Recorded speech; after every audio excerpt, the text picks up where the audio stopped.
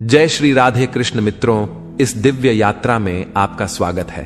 हे कृष्ण, जो भी भक्त आज इस वाणी को सुन रहे हैं उनके जीवन में आपकी कृपा बनी रहे और हर कठिनाई दूर हो। तो दोस्तों, आइए बिना देरी किए श्री कृष्ण के अमृत उपदेशों की इस अद्भुत यात्रा को शुरू करते हैं। श्री कृष्ण कहते हैं, घमंड और पेट जब ये दोनों बढ़ते हैं तब इंसान चाहकर भी किसी को गले नहीं लगा सकता। जब तक बेटा खुद बाप नहीं बन जाता उसे अपने पिता का हर निर्णय गलत लगता है। भरी हुई जेब आपको गलत रास्ते पर जरूर लेकर जा सकती है, लेकिन खाली जेब आपको जिंदगी का असली मतलब समझाती है। जो लोग सबकी परवाह करते हैं अक्सर उनकी परवाह करने वाला कोई नहीं होता। अगर कोई पूछे इस दुनिया में आपका अपना कौन है तो कह देना समय, क्योंकि अगर समय सही है तो सब अपने, वरना कोई नहीं। जिंदगी की लड़ाई अकेले ही लड़नी पड़ती है, क्योंकि लोग तसल्ली तो दे देते हैं पर साथ कोई नहीं देता। लोगों की फिक्र मत कीजिए, क्योंकि अगर आप नाकामयाब हैं तो लोग आपका मजाक बनाएंगे, और अगर आप कामयाब हैं तो वही लोग आपसे जलेंगे। शिक्षा कहीं से भी प्राप्त कर सकते हैं, लेकिन संस्कार हमेशा घर से ही मिलता है। पैसा एक ही भाषा बोलता है, अगर तुमने आज मुझे बचा लिया तो कल मैं तुम्हें बचा लूंगा। पैसा फिर कहता है, भले मैं ऊपर साथ नहीं जाऊंगा, पर जब मैं नीचे हूं तुझे ऊपर लेकर जाऊंगा। माता पिता का हाथ पकड़कर रखिए, लोगों के पांव पकड़ने की जरूरत ही नहीं पड़ेगी। दिलों में वही बसते हैं जिनके मन साफ हों, क्योंकि सुई में वही धागा प्रवेश कर सकता है जिस धागे में कोई गांठ ना हो। बात किसी की अच्छाई की हो तो सब खामोश रहते हैं, लेकिन चर्चा अगर किसी की बुराई की हो तो गूंगे भी बोल उठते हैं। अगर कोई शख्स जिस पर आप सबसे ज्यादा भरोसा करते हो वह आपको धोखा दे दे या आपकी मदद के समय पलट जाए, तो यह मत सोचिएगा कि वह इंसान बदल गया। हकीकत तो यह है कि उसका नकाब उतर गया। जब बुरा वक्त आता है तो ऐसे लोगों के नकाब उतरते हैं, तो यह बुरा वक्त बुरा नहीं है, यह अच्छा वक्त है जिसने आपको आने वाले कल के लिए सचेत कर दिया। उसने आपको बता दिया कि आप गलत आदमी पर भरोसा करके बैठे हुए हैं। दिल के सच्चे लोग भले ही जीवन में अकेले रह जाते हैं, लेकिन ऐसे लोगों का साथ भगवान जरूर देते हैं। मत चाहो किसी को इतना कि बाद में रोना पड़े, क्योंकि यह दुनिया दिल से नहीं जरूरत से प्यार करती है। बात कड़वी है पर सच है। पुत्र की परख विवाह के बाद, पुत्री की परख जवानी में, पति की परख पत्नी की बीमारी में, पत्नी की परख पति की गरीबी में, मित्र की परख मुसीबत में, भाई की परख लड़ाई में, बहन की परख जायदाद में, और औलाद की परख बुढ़ापे में होती है। तू मुझे संभालता है, ये तेरा उपकार है मेरे दाता, वरना तेरी मेहरबानी के लायक मेरी हस्ती कहां। मैं रोज गलती करता हूं, तू छुपाता है अपनी बरकत से। मैं मजबूर हूं अपनी आदत से, तू मशहूर है अपनी रहमत से।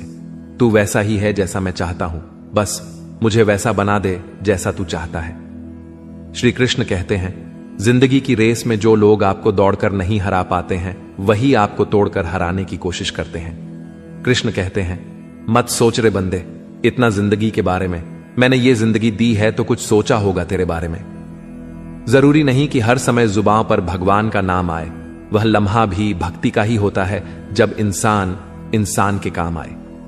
दिया माटी का हो या फिर सोने का, यह महत्व की बात नहीं है, परंतु अंधेरे में प्रकाश कितना देता है यह महत्वपूर्ण बात है। इसी तरह कौन गरीब है या अमीर, यह महत्व की बात नहीं, वक्त पर कौन मददगार होता है यह महत्वपूर्ण बात है। जिंदगी एक खेल है, जीतोगे तो सफल बन जाओगे और हार जाओगे तो समझदार बन जाओगे, लेकिन सफल बनने के लिए पहले समझदार बनना जरूरी है। इसका मतलब जीतने से पहले हारना जरूरी है। निंदा से मत डरो, निंदा उसकी होती है जो जिंदा होता है, मरे हुए की तो बस तारीफ होती है। बुराई भी होना जरूरी है। अगर हर रोज तारीफ मिलेगी तो आप कभी जिंदगी में आगे नहीं बढ़ पाओगे। हमेशा यह बात याद रखना, ऊपर वाला अच्छे लोगों का इम्तिहान तो जरूर लेता है, पर साथ कभी नहीं छोड़ता। रिश्तों में वैसा ही संबंध होना चाहिए जैसे हाथ और आंख का होता है।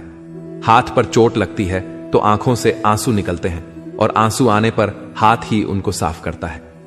दिमाग से बने रिश्ते बाजार तक चलते हैं, और दिल से बनाए रिश्ते श्मशान तक। बारात में दूल्हे सबसे पीछे और दुनिया आगे चलती है, मयत में जनाजा आगे और दुनिया पीछे चलती है, यानी दुनिया खुशी में आगे और दुख में पीछे हो जाती है। जब कोई दिल दुखाए तो सबसे बेहतर है कि हम चुप हो जाएं, क्योंकि जिन्हें हम जवाब नहीं देते उन्हें फिर वक्त जवाब देता है। जिंदगी में जितना शांत रहोगे उतना ही अपने आप को मजबूत पाओगे, क्योंकि लोहा ठंडा होने पर ही मजबूत होता है। जब ऊपर वाला आपसे कुछ वापस लेता है तो यह मत सोचो कि उसने आपको दंड दिया है। हो सकता है उसने आपका हाथ खाली किया हो पहले से कुछ और बेहतर देने के लिए। कर्म वह नहीं जिसका परिणाम हमेशा सही हो, बल्कि सही कर्म वह है जिसका उद्देश्य कभी गलत ना हो। बेइज्जती का जवाब इतनी इज्जत से दीजिए कि सामने वाला भी शर्मिंदा हो जाए। कुछ रास्तों पर आप अकेले ही चलते हैं, ना कोई परिवार, ना कोई दोस्त, ना कोई साथी, बस आप और आपकी हिम्मत। सच्चा मित्र वही है जो उस समय में भी आपके साथ खड़ा हो जब सारी दुनिया आपके खिलाफ है। गीता में लिखा है, यदि कोई आपको अच्छा लगता है तो अच्छा वह नहीं, अच्छे आप हैं, क्योंकि उसमें अच्छाई देखने वाली नजर आपके पास है। अगर कोई अकेला है तो इसका मतलब यह नहीं कि उसे कोई पसंद नहीं करता, बल्कि वह अकेला इसलिए है क्योंकि उसने दुनिया की औकात जान ली है। जो इंसान बुरे समय में भी मेहनत करता रहता है, उसका बुरा समय भी अच्छे समय में बदल जाता है। ईश्वर की शरण में निस्वार्थ भाव से जाए, क्योंकि आपको क्या चाहिए यह उन्हें पता है। जिस इंसान को सच बोलने की आदत होती है, लोग सबसे ज्यादा गलत उसी को समझते हैं। भरोसा यदि श्री कृष्ण पर हो तो वह सिर्फ कृपा ही नहीं करते, सारथी भी बन जाते हैं। मीठा झूठ बोलने से अच्छा है कड़वा सच बोला जाए। इससे आपको सच्चे शत्रु जरूर मिलेंगे, लेकिन झूठे मित्र नहीं। बुरे कर्म करने नहीं पड़ते, हो जाते हैं, और अच्छे कर्म होते नहीं करने पड़ते हैं। लोग नजरअंदाज तभी करते हैं जब उन्हें कोई बेहतर मिल जाता है या फिर स्वयं किसी बेहतर व्यक्ति की तलाश में होते हैं। इतना मत बोलिए कि लोग आपके चुप होने का इंतजार करें, बल्कि इतना बोलकर चुप हो जाइए कि लोग आपको दोबारा सुनने का इंतजार करें। खूबियां देखकर तो कितने ही प्यार जताएंगे, जिंदगी में जगह उसे दो जो कमियां देखकर भी साथ ना छोड़ें। आजकल जरूरत से ज्यादा अच्छा होना भी जरूरत से ज्यादा जलील करवा देता है। कभी उसको नजरअंदाज ना करो जो तुम्हारी बहुत परवाह करता हो, वरना किसी दिन आपको एहसास होगा कि पत्थर जमा करते हुए आपने एक हीरा गंवा दिया। जिंदगी का रास्ता बना बनाया नहीं मिलता, स्वयं को बनाना पड़ता है, और जिसने जैसा रास्ता बनाया है उसको वैसी ही मंजिल मिलती है। कभी कभी हम किसी चीज के लिए इतना परेशान हो जाते हैं कि हम यह भूल जाते हैं कि हमारे पास पहले से कितना कुछ है। जो मिला है उसकी कद्र करना सीखो, और जो नहीं मिला उसके पीछे भागना छोड़ो।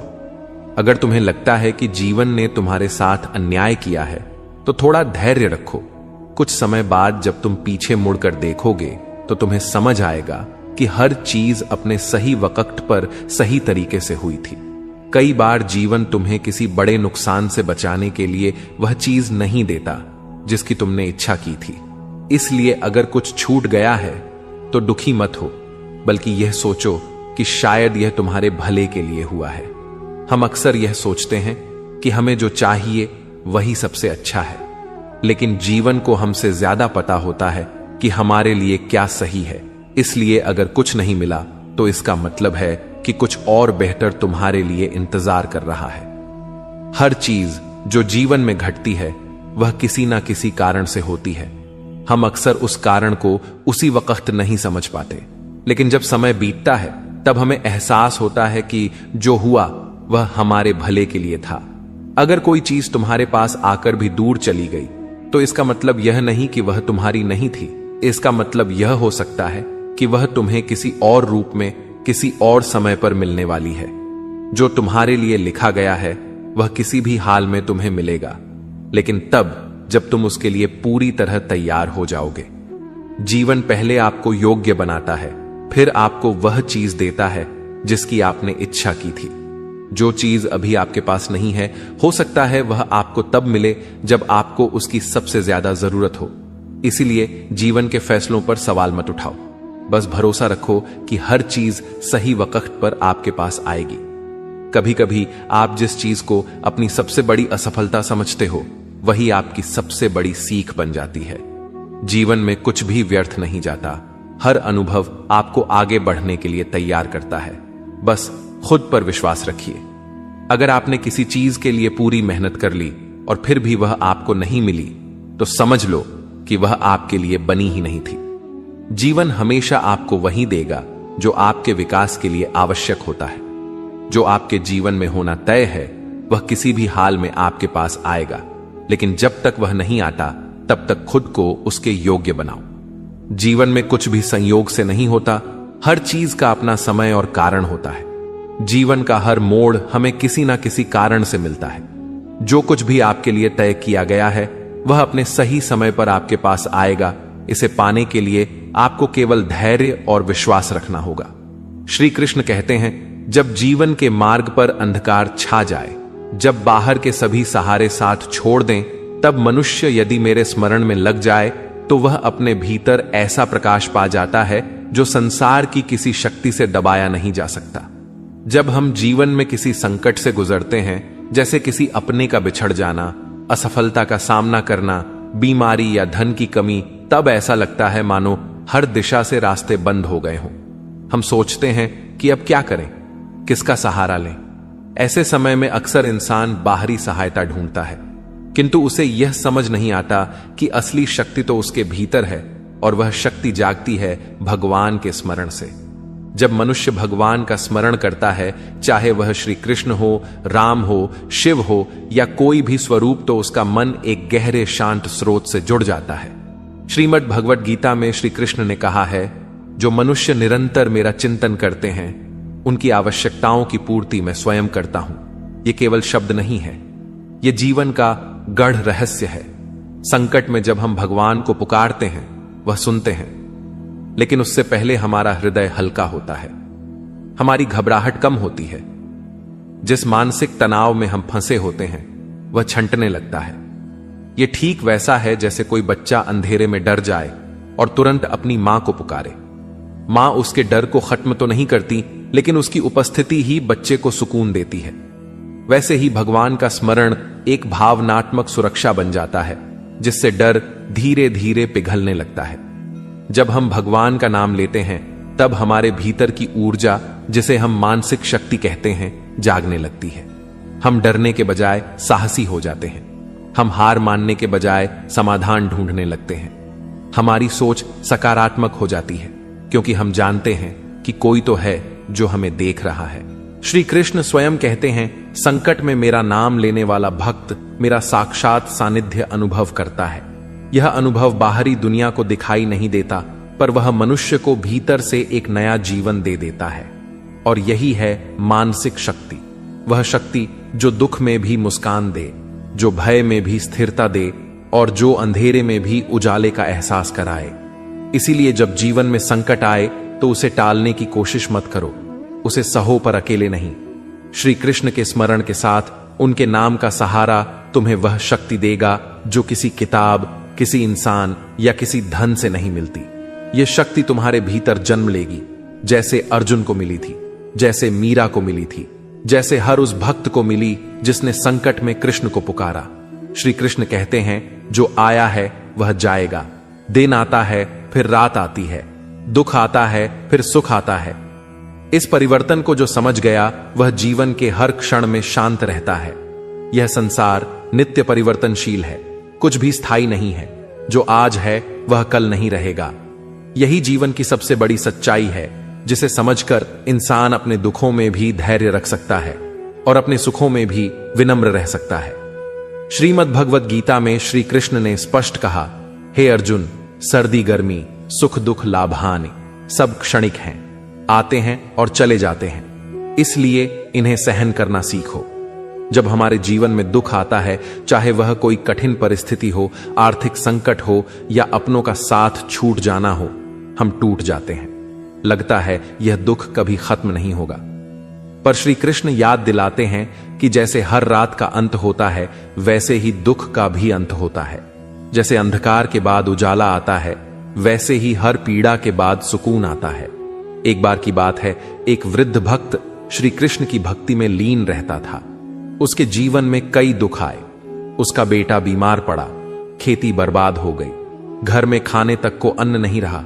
गांव वाले कहते थे कि वह भगवान को व्यर्थ पुकारता है, कोई सुनता नहीं। पर वह मुस्कुराकर कहता, रात चाहे जितनी लंबी हो, सुबह जरूर होगी। कृष्ण की कृपा समय बदलते हुए ही प्रकट होती है और कुछ ही महीनों बाद उसके बेटे का रोग ठीक हो गया। बारिश अच्छी हुई और खेत भरपूर लहलहा उठे। गांव वाले हैरान थे, लेकिन वह वृद्ध शांत था। उसने कहा, कृष्ण, मुझे पहले दुख देकर सहनशील बनाना चाहते थे, ताकि जब सुख आए तो मैं उसका अहंकार न करूं। यह कथा हमें यही सिखाती है कि हर दुख एक परीक्षा है और हर परीक्षा का अंत होता है। मनुष्य को अपने जीवन में यह स्वीकार करना होगा कि समय स्थिर नहीं रहता। जैसे दिन के बाद रात आती है, फिर रात के बाद दिन, वैसे ही जीवन में हर स्थिति स्थायी नहीं होती। कभी हम हंसते हैं, कभी रोते हैं, लेकिन जो इस चक्र को समझ गया वह रोते हुए भी मुस्कुरा सकता है और मुस्कुराते हुए भी विनम्र रह सकता है। श्री कृष्ण कहते हैं, जो मेरे ऊपर विश्वास रखता है उसके जीवन में कभी अंधकार स्थायी नहीं हो सकता। मैं उसके लिए वह समय चुनता हूं जब वह परिणाम को सहने की योग्यता पा चुका हो। मेरी योजना में देर हो सकती है, पर अंधेर कभी नहीं होता। जब हम जीवन में किसी लक्ष्य की ओर बढ़ते हैं, तब अक्सर हमें लगता है कि हमने सब कुछ कर लिया। मेहनत, प्रयास, प्रार्थना, फिर भी परिणाम नहीं मिल रहा। हम इंतजार करते हैं, लेकिन समय जैसे थम सा जाता है। लगने लगता है कि कहीं भगवान हमें भूल तो नहीं गए। क्या हमारी पुकार उनके कानों तक पहुंच भी रही है या नहीं? लेकिन वहीं पर श्री कृष्ण का यह गढ़ संदेश हमारे जीवन को दिशा देता है। देर हो सकती है, पर अंधेर नहीं। जरा सोचिए, अगर बीज बोते ही फसल उग जाए तो क्या वह मजबूत होगी? नहीं, उसे धरती की गहराइयों में रहना होता है, अंधकार सहना होता है, पानी और धूप की प्रतीक्षा करनी होती है, और जब समय आता है तब वह अंकुरित होता है, पनपता है और फिर विशाल पेड़ बनता है। ईश्वर का कार्य भी कुछ ऐसा ही है। वे हमें तुरंत फल नहीं देते, क्योंकि वह फल हमारी आत्मा को मजबूत बनाने के बाद ही दिया जाना चाहिए। जीवन में कई बार हमारी इच्छाएं तुरंत पूरी नहीं होती। एक परीक्षा देने के बाद, एक अवसर के लिए तैयारी करने के बाद, कोई स्वप्न देखने के बाद जब देर होती है तो हम टूटने लगते हैं। पर जो नहीं जानते वो ये है कि देर ईश्वर का मौन निर्माण है। उस देरी में ही वह हमारी परिपक्वता को आकार देते हैं। जैसे मिट्टी के दीपक को पकने में समय लगता है, वैसे ही हमारे कर्मों का फल भी पककर ही हमारे जीवन में आता है। नया दिन है, चलो कोई नई बात करो। कल बेशक हारे थे, पर आज नई शुरुआत करो। ना शौक, ना शोहरत, ना किसी के प्यार के लिए। तुम्हें जीतना है सिर्फ अपने परिवार के लिए। षड्यंत्र से सफलता तो हासिल की जा सकती है, लेकिन श्रेष्ठता नहीं। गुस्से की अकड़ ज्यादा चल नहीं सकती। मौत की घड़ी कभी टल नहीं सकती। लूट कर दौलत भले ही जमा कर लो, पर पाप की कमाई कभी फल नहीं सकती। लोग ब्लड प्रेशर के डर से नमक खाना छोड़ देते हैं, शुगर के डर से मीठा खाना छोड़ देते हैं, लेकिन ईश्वर के डर से दूसरों का हक खाना नहीं छोड़ते।